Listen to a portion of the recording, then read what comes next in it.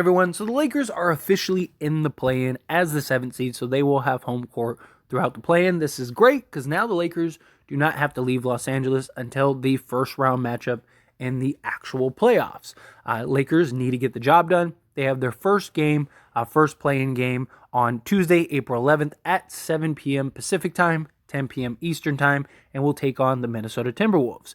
Now, Rudy Gobert thought it was a great idea to punch Kyle Anderson, so very likely he is going to be suspended for that first play-in game. If the NBA doesn't do it, then the Minnesota Timberwolves are very likely going to have to do it. We saw the same thing with Draymond Green. Per the NBA rules, you have to give a minimum of 1 game suspension. So Rudy Gobert, he was sent home. He's going to end up having to be suspended. And this was a huge knock to the Minnesota Timberwolves, right? I mean, he is their rebounder and shot blocker. He let the emotions get the best of him. Per Woj, Kyle Anderson made a little remark of like, hey, why don't you block some shots?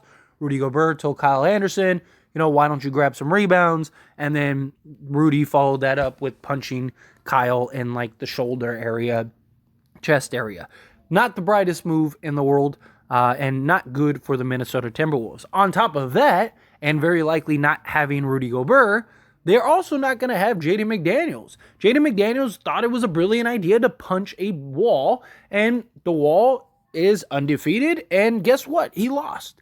And now he has a broken hand, and he was their best perimeter defender, if not arguably the best perimeter defender in the league. I mean, he is incredible.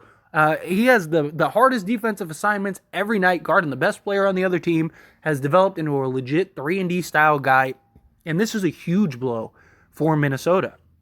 Don't know why Minnesota decided to fall apart. They still won the game, surprisingly, and now they have to go and play the Lakers, and it's just a knucklehead move by both of these guys. I understand your emotions are high, I understand you're upset, I understand you're frustrated, but you got to be smarter than that. Rudy, however, that's kind of who he's always been, right? He's always done knucklehead stuff. I mean, even dating back to when the whole COVID thing, and he's rubbing his hands all over the microphones and just trying to make jokes and just, he's a knucklehead. I don't know why. It still doesn't make sense to me why Minnesota went and gave up everything they did for Rudy.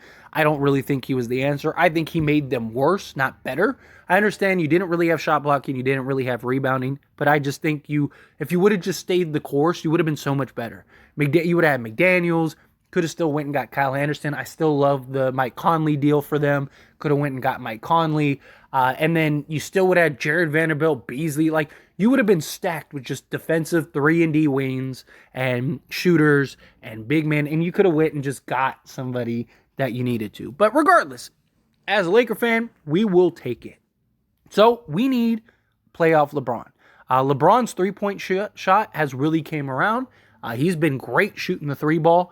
Even in the Jazz game, he shot 8 of 14. But I don't want to see him fall in love with it. That's my concern, right? Playoff LeBron lives at the rim, lives at attacking the hoop. And yes, it would be nice if he could knock down a couple threes a game, kind of open things up for him, open things up for the rest of the team, especially Anthony Davis, if he's a real threat, right? LeBron's usually going to have a bigger guy on him, so that just brings that guy out.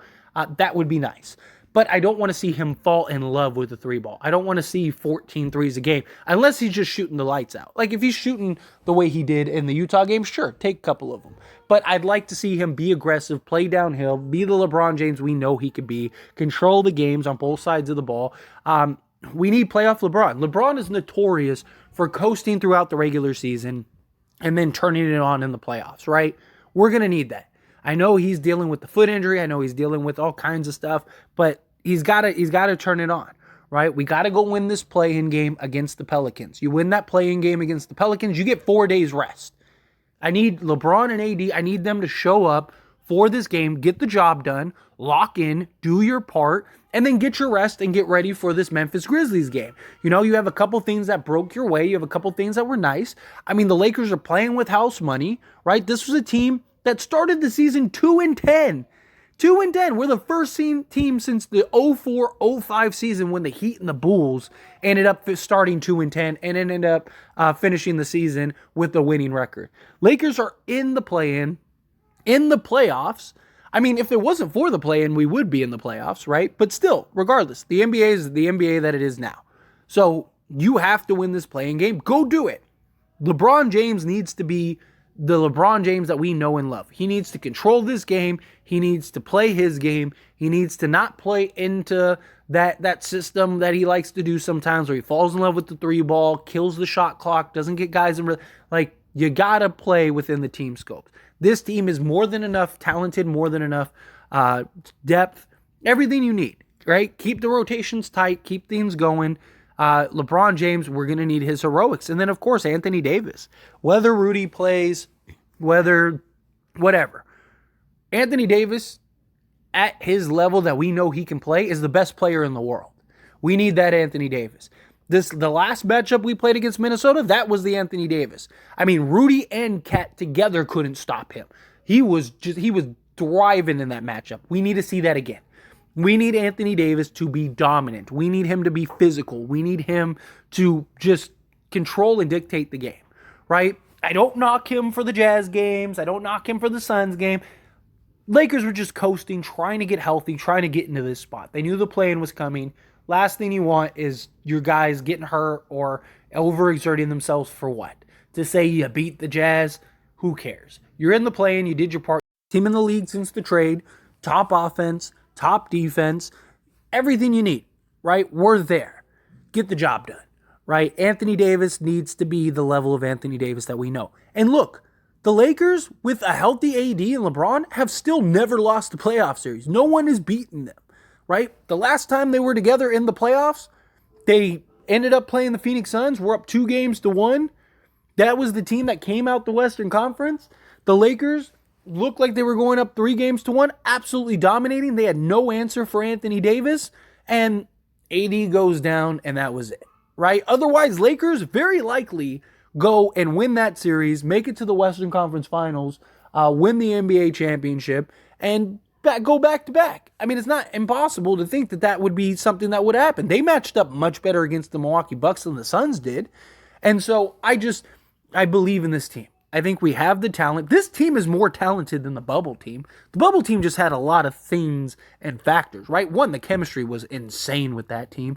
Two, they had a healthier and younger LeBron James and Anthony Davis, so that really helped. And all things were just really clicking.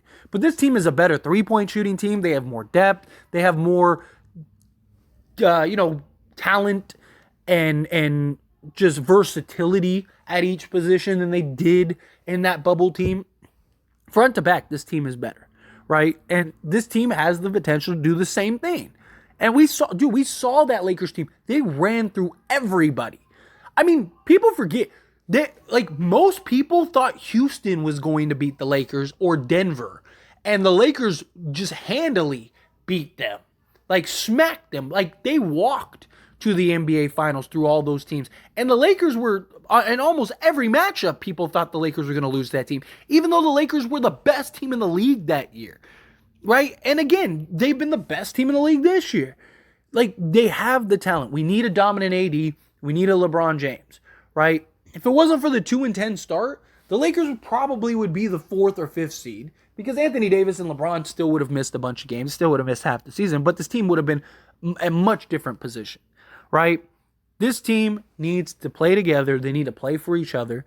We need guys to step up. This is a huge matchup for D'Lo and Vanderbilt and Beasley. These are guys that were on Minnesota. They were playing in the play-in in Minnesota, right? Last year. They were playing for Minnesota in the same spot. So we need to see them do that. Good thing is Lakers don't have to worry about Michael Patrick Beverly Jordan, who, in the play-in, he's the best player in the league in the play-in. So they don't have to worry about that in this Minnesota team. But in general, get the job done. Do your part. Everyone needs to step up. Reeves, I don't worry about Reeves because Reeves loves the moment. But outside of Reeves, everyone has playoff experience. LeBron and AD, obviously. But D'Lo has led a team to the playoffs. Rui has playoff experience, not a ton, but it's not like the Wizards were perennial playoff team, but they had been in the playoffs when he was on that team. You have Dennis Schroeder, he has playoff experience, right? You have all these Vanderbilt, Beasley, right? Those guys, again, they were with the Minnesota Timberwolves in the playoffs. So this team knows what it takes. This team has the talent. They have everything. Get the job done. Lock up. Give us that focus. Give us that intensity. We know that they can play to, and we've seen them play to that level. Get the job done. And then you just got to do that 4 games a series, and you'll win a championship. Right? Let's go Hane Banner 18. But anyway, as always, this is a discussion, so I pass the question to you. Let me know your thoughts and opinions down in the comments below. What do you think? Think the Lakers do it? Think they don't? Do you like the matchup against the Grizzlies? Do you not? Or the Timberwolves? Do you not?